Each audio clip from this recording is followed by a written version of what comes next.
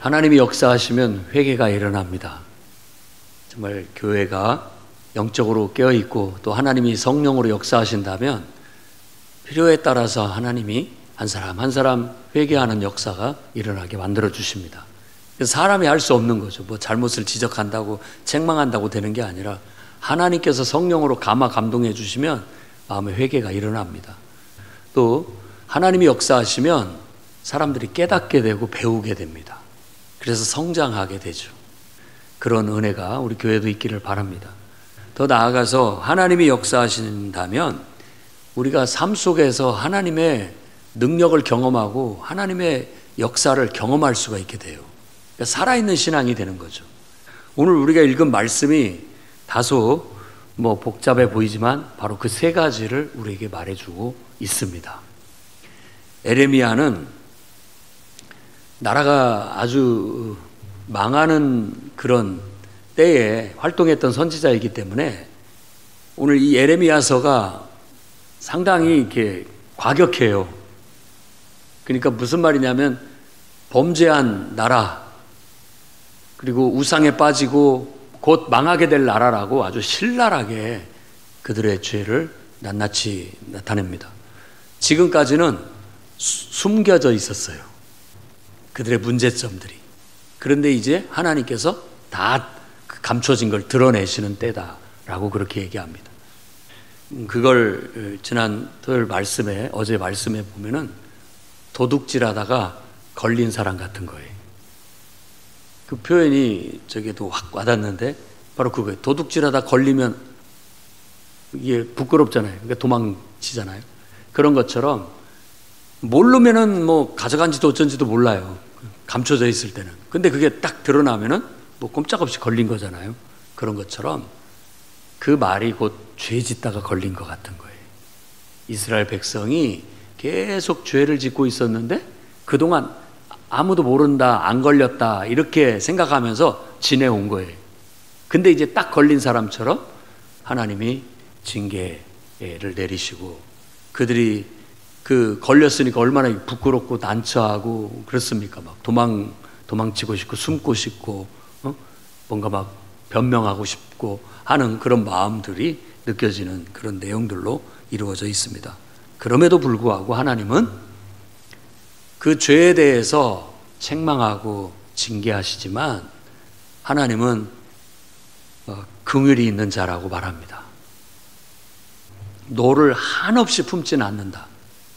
너를 한없이 품지를 않는다라고 12절에 얘기를 하는데 그게 하나님의 마음인 거예요. 하나님 마음이 오늘 여러분 이 말씀 속에서 느끼는 하나님의 마음이 굉장히 아파요. 믿었던 이스라엘 혹은 하나님께서 기대했던 이스라엘이 지금 실망을 끼치고 있기 때문에 마음이 굉장히 아프고 슬프다는 걸 얘기해요. 그래서 에레미야는 바로 그 하나님의 마음을 대변해서 슬프다라는 말을 많이 합니다. 마음이 아프다, 슬프다.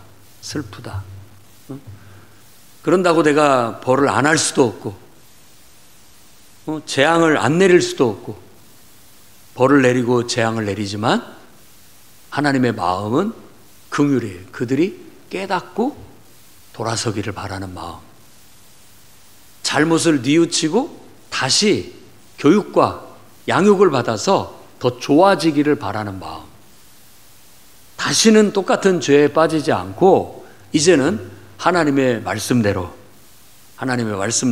충실히 그렇게 살아가는 신실한 새롭게 거듭난 이스라엘이 되어주기를 간절히 바라는 마음이 이 지금 11절에서 18절 말씀 속에 아주 강력하게 배어져 있습니다. 그래서 오늘 이 말씀을 통해서 우리도 이스라엘에게 말씀하신 하나님은 우리한테도 지금 말씀하고 계시니까 우리 자신을 돌아보는 그런 시간이 되기를 바랍니다. 또 하나님께서 우리에게 또 책망하시고 깨우쳐 주시는 어떤 그 허물들이 있다면, 죄악들이 있다면, 나도 모르는 사이에 내 안에 감춰져 있는 죄악들이 있다면 과감히 회개하고 돌아서는 역사가 있기를 바랍니다. 또한 하나님 앞에 더 우리가 책망이나 또 연단을 통해서 더 우리의 믿음이 성장하고 성숙되어져서 이제는 옛날같이 그 철없던 시절에 하나님 철모르고 그냥 하나님을 제대로 섬기지 못하고 살았던 그 모습이 아니라 이제는 거듭나 의젓한 어른스러운 신앙을 가져서 정말 하나님이 봤을 때 참 훌륭하다, 잘하고 있다라고 칭찬받을 수 있는 저와 여러분이 됐으면 좋겠습니다. 그래서 그 첫 번째가 우리는 우리 자신들을 돌아보아 숨겨진 죄가 있는지를 살피고 그것이 발견된다면 즉시 바로잡아야 되겠습니다. 하나님께서 우리의 죄를 드러내실 때가 있어요. 이렇게 확 드러나게 만들어주는 거죠. 우리도 우리 스스로가 들키지 않으면 아까도 말한 것처럼 남들이 모르면 괜찮은 줄 알아요. 감춰져 있는 거죠. 근데 하나님께서 그걸 이렇게 드러내실 때가 있습니다. 그때가 바로 심판의 때죠.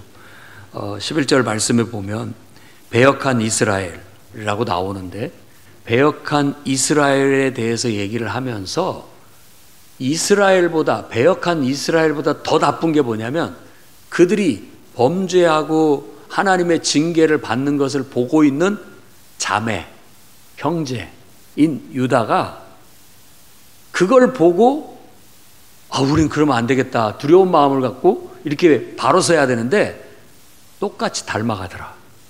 그러니까 너희 유다의 죄는 저 북쪽의 이스라엘보다 더 크다 이렇게 말하는 거예요.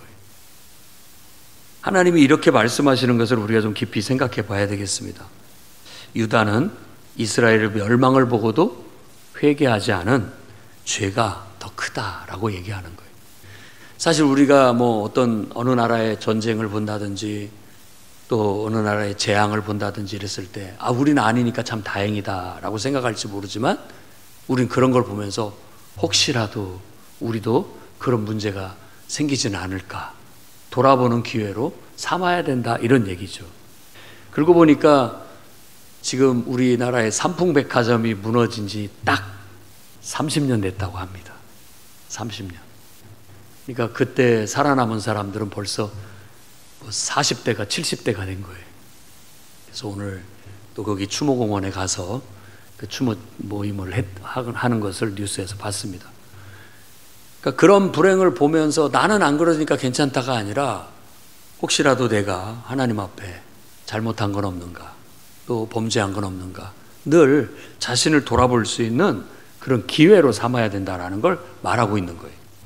그러니까 유다가 북왕국이 그렇게 되면 아이고 저거 어쩌나 왜 저렇게 됐나 그러니까 왜 하나님 앞에 범죄하고 하나님 말씀을 저버리고 딴 길로 갔냐 이런 마음을 갖고 우리는 절대 저렇게 본받아서는 안 된다 이런 마음을 가졌어야 되는데 지금 하나님께서 유다와 예루살렘을 고발하시는 것은 너희들도 똑같이 북왕국 이스라엘을 닮아가서 하나님을 저버리고 이방인들이 섬기는 우상을 따라서 나무 숲에 가가지고 음란하듯 우상을 숭배했다라고 그렇게 지적을 하고 있는 겁니다. 그런 남왕국 유다와 예루살렘에 하나님은 12절과 13절 말씀에 얘기해요. 배역한 이스라엘아 돌아와라 회개하라는 말이죠. 나의 노한 얼굴을 너희에게로 향하지 아니하리라. 나는 긍휼이 있는 자다. 너를 한없이 품지 않는다. 그러니까 저 북쪽에도 하나님께서 그렇게 징계를 내렸지만 난 너희들을 끝까지 멸망시키는 게 목적이 아니라 너희 죄를 깨닫고 회개하고 바로 서기를 바란다라는 그런 긍휼이 풍성하신 하나님의 마음을 느낄 수가 있습니다. 오늘 또 긍휼이 풍성하신 하나님을 여러분들이 경험할 수 있기를 바랍니다. 좀 어렵고 힘들고 또 뭔가 하나님이 나한테 벌하시는 것 같고 내가 뭔가 잘못된 것이 있다 할지라도 하나님은 우리를 깨우치시기 위해서 어려움도 주시고 또 고난도 주시고 역경도 주시는 것이지 절대 우리를 미워해서 우리를 저주해서 재앙을 내리려는 게 목적이 아니라는 거. 하나님은 우리가 깨닫고 회개해서 바로 서서 더 나아지기를 바란다라는 그 마음을 깨닫기를 바랍니다. 누가복음 15장에서도 돌아온 탕자의 비유를 말하고 있을 때 하나님 아버지의 마음은 딱 그 긍휼이 풍성하신 하나님의 마음이에요. 자식이 고집을 피니까 네가 하고 싶은 대로 해라고 했지만 자기 하고 싶은 대로 했던 그 모든 삶이 죄악된 삶이에요. 결국은 그 결과 돼지를 키는 곳에서 돼지나 먹는 쥐업 열매를 먹고 후회하고 하나님께로 돌아가겠다라고 회개를 하게 되는 것이죠. 하나님은 그렇게라도 회개하고 돌아오면 언제든지 잘 왔다. 이제라도 깨달았으니까 됐다. 이제부터 잘하면 된다라고 그를 환영해서 받아줬다는 걸 알 수 있습니다. 때때로 우리도 뭔가 잘못되고 있을 때 정말 하나님께로 돌아가는 근본을 치료하는 저와 여러분이 될 수 있었으면 좋겠습니다. 우리 마음이 하나님께로 돌아가고 영적으로 바로 서야 가정도 바로 서게 되고 또 내가 하는 모든 일들도 바로 서게 되고 인간관계도 바로 잡히게 될 줄로 믿습니다. 요한 1서 1장 9절 말씀은 우리가 우리 죄를 자백하면 하나님은 미쁘시고 의로우셔서, 미쁘시다는 말은 신실할, 믿을만하다, 신실하다는 뜻입니다. 우리 죄를 사하시고 우리를 모든 불의에서 깨끗하게 하시는 분이에요. 그러니까 언제든지 우리가 잘못됐다라는 걸 느끼고 어떤 하나님의 징계나 또 벌을 받고 있다라고 느꼈을 때 즉시 하나님께 돌아가야 되겠다. 그런 마음을 갖기를 바랍니다. 여러분 인생에 어딘가 막혔거나 잘못되었을 때 내가 뭔가 하나님 앞에 잘못했나 생각해보고 즉시로 고칠 것들은 고쳐서 근본이 바로 서서 더 나은 삶을 향해 나아가기를 바랍니다. 두 번째로는 하나님의 인도하심을 신뢰하고 하나님께 양육을 받아서 더 나은 사람으로 성장과 성숙해 나가시기를 바랍니다. 하나님은 14절 말씀에 이렇게 얘기합니다. 여호와의 말씀이다. 배역한 자들아 돌아와라. 나는 너희 남편이 됨이라. 그러니까 이 예언자가 하나님과 이스라엘 백성을 남편과 아내의 관계로 이렇게 얘기했어요. 그러니까 아내가 뭔가 죄를 짓고 그냥 남편을 버리고 떠나가 버린 거예요. 근데 거기 가서 또 다른 사람하고 이렇게 결혼해서 살다가 다시 돌아오는데 그 남편이 너라면 받아주겠느냐 뭐 이런 말씀으로 예를 들어서 얘기를 하곤 해요. 그런데 하나님은 성읍에서 하나와 족속 중에서 둘을 택하여 시온으로 데려오겠다 이렇게 말함으로써 회개하고 하나님께 돌아오려고 하는 자들을 받아주겠다라고 말씀하고 있는 거예요. 그러니까 하나님이 받아주시는 거예요. 그러면 그 인도함을 따라 못 이긴 채 와야죠. 그럴 때는 와야죠. 그때까지도 고집을 피고 그래서는 안 됩니다. 하나님이 우리를 사랑하신다는 걸 믿고 하나님이 나를 받아주실 때 돌아와야 돼요. 은혜 받을 만할 때 받고 구원 받을 때 받아야 됩니다. 하나님께서 우리를 불러주시고 다시 포용해 주실 때 얼른 나와야 됩니다. 그리고 그 다음 15절 말씀에는 내 마음에 합한 목자들을 너희에게 주리니 그들이 지식과 명철로 너희를 양육하리라. 이스라엘 백성을 다시 회개시키고 회복시킨 다음에는 이 사람을 그대로 둘 수 없죠. 더 나은 사람으로 만들려면 양육이 필요해요. 교육과 훈련, 양육이 필요합니다. 우리의 신앙도 더 나아지려면 방향만 돌이킨다고 되는 게 아니에요. 예수 믿고 교회만 나온다고 되는 게 아닙니다.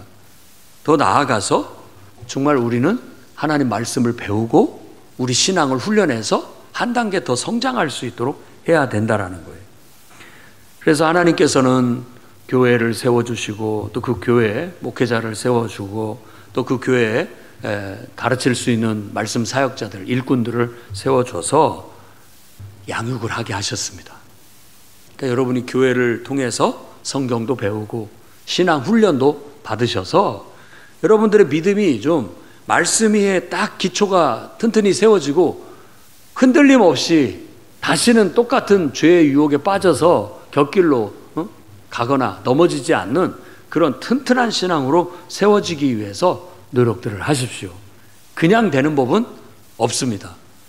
그냥 교회만 나가면 되겠지라고 해서는 안 됩니다.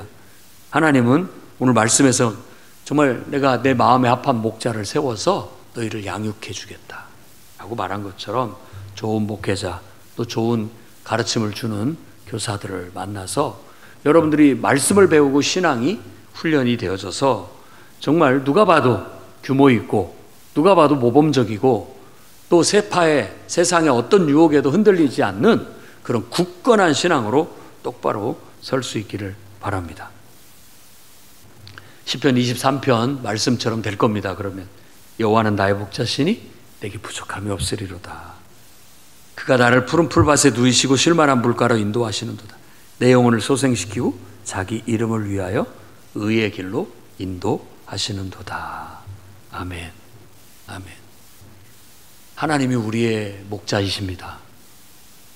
여러분의 인생의 보호자고 인도자예요. 그분을 따라서 그분이 세운 일꾼들을 통해서 우리가 잘 인도함을 받아서 우리 신앙을 자꾸 훈련시키고 성장시키고 성숙시켜 나간다면 아마 하나님께서도 기뻐하시고 여러분들도 이 땅에서도 더 아주 귀한 인물들로 또 일꾼들로 쓰여지게 될 줄로 믿습니다. 세 번째로는 여러분이 이 땅에 살아가면서 하나님의 능력을 경험하고 하나님의 통치를 여러분 삶 속에 실현하시기를 바랍니다. 16절부터 18절 말씀까지가 바로 그런 희망에 찬, 소망에 찬 메시지예요. 그래서 너희가 이 땅에서 번성하여 많아질 때, 그러니까 번성해서 많아질 때죠.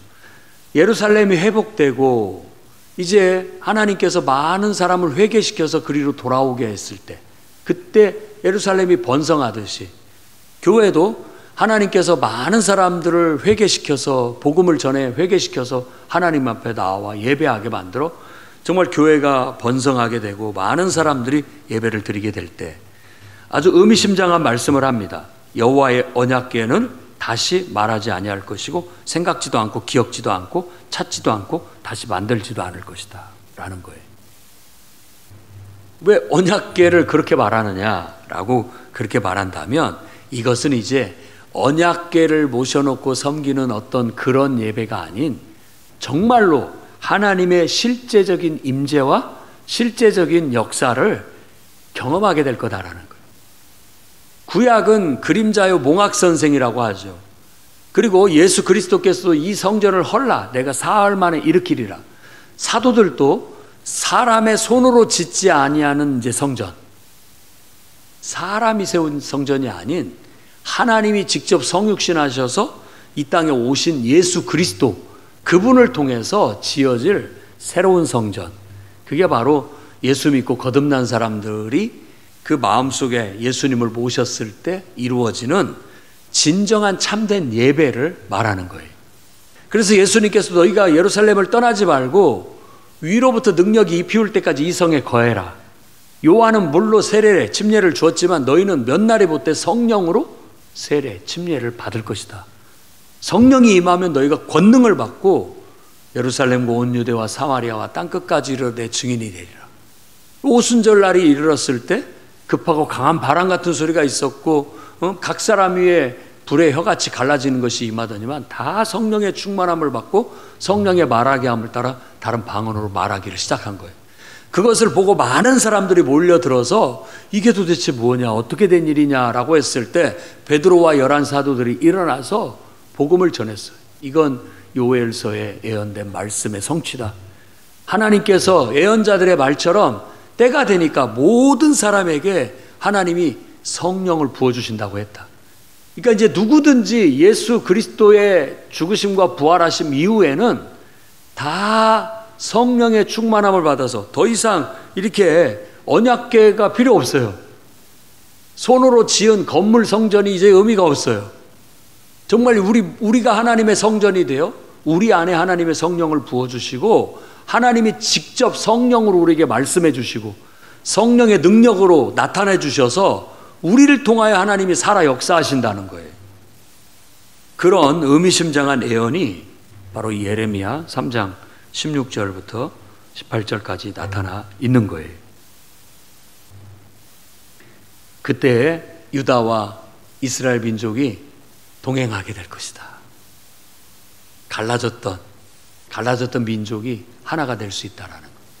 그때에는 신약 성경에서는 이제는 유대인이나 헬라인이나 막힌 벽이 없어졌고 누구든지 예수 그리스도의 십자가의 은혜를 믿는 자들은 다 하나님의 한 백성이 될 수 있다. 한 가족이 될 수 있다. 한 권속이다.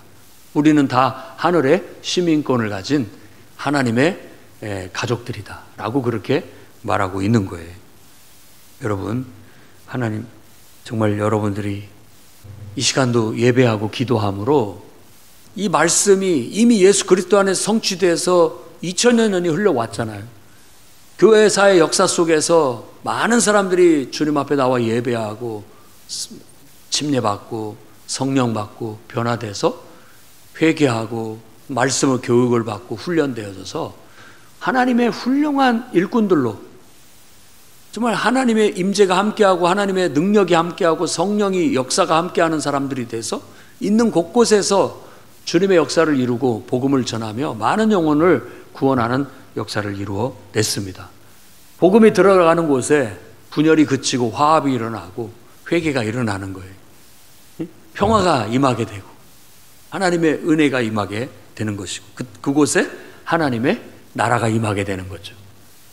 우리 교회를 통해서 또 오늘 예배하는 여러분들을 통해서 그와 같은 놀라운 역사가 일어나기를 바랍니다.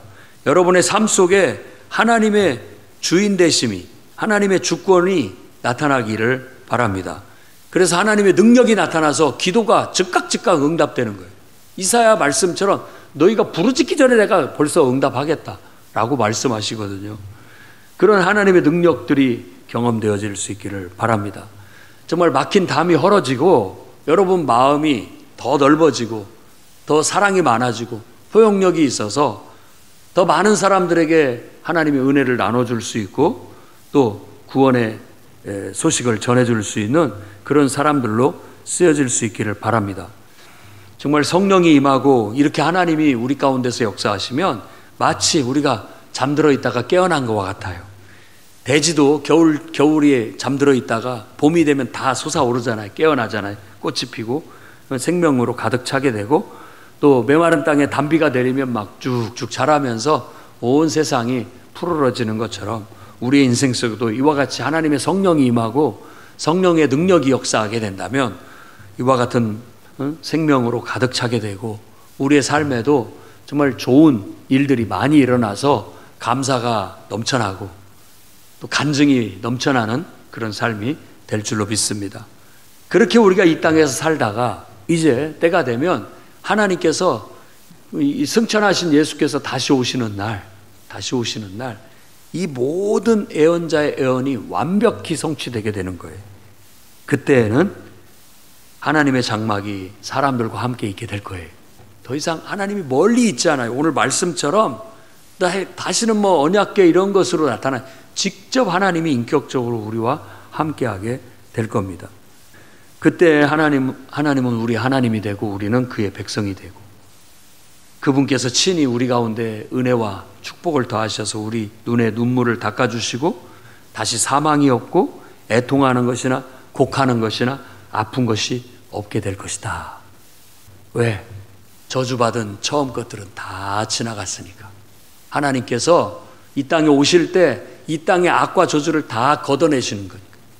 이 땅이 전부가 아닙니다. 물론 이 땅에서도 우리가 성취하고 성공하고 더 복된 삶을 살기를 바랍니다만 우리의 궁극적인 바람은 우리가 사는 날 동안 하나님의 성령에 충만해서 내 속에 하나님이 역사하고 능력을 내가 경험하고 나를 통해서 하나님의 뜻을 이루고 그렇게 살다가 우리가 바라는 건 주님이 약속하신 이 천국에서의 영원한 삶인 거예요.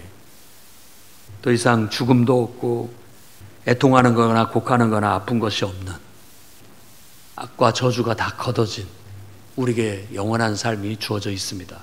이 땅의 삶은 잠시 잠깐이에요. 잠깐 심부름 나온 것 같고 소풍 나온 것 같은 거예요. 이게 전부가 아닙니다. 진짜 우리의 삶은 이제 주님이 우리에게 새하늘과 새 땅을 주셨을 때 그때가부터 정말 제대로 된 인생을 살아가는 것임을 믿고 그날을 소망 삼아 여러분들이 좀 힘들고 어렵지만 잘 버티고 견디고 그냥 마지못해 버티고 견디는 게 아니라 하나님 앞에 쓰임받고 주님을 위해서 고생하는 걸 기쁨과 영광으로 알고 희망차게 살아가십시오. 오늘 죽어도 아주 기쁘고 즐겁고 활기차게 그렇게 살다가 그냥 한순간에 주님 앞에 가는 축복이 여러분에게 있기를 주의 이름으로 축원합니다. 기도하겠습니다. 거룩하신 주님, 우리가 하나님 앞에 늘 실수하고 허물이 많고 숨은 죄악이 있음에도 불구하고 하나님 우리를 포기하지 아니하시고 항상 변함없는 사랑과 긍휼을 베풀어 주셔서 우리를 더 나은 사람들로 성장시켜주고 성숙시켜 주시고 더 나은 미래를 우리에게 약속해 주시니 감사와 영광을 올려드립니다. 오늘도 그 크신 하나님의 은혜와 사랑을 힘입어 살아가게 하시고 하나님의 자녀답게 어디서든지 당당하고 어디서든지 정말 활기차고 또 성령의 능력을 힘입어 막힌 것 없이 형통하며 살아가게 해 주시옵소서. 예수님 이름으로 기도드립니다.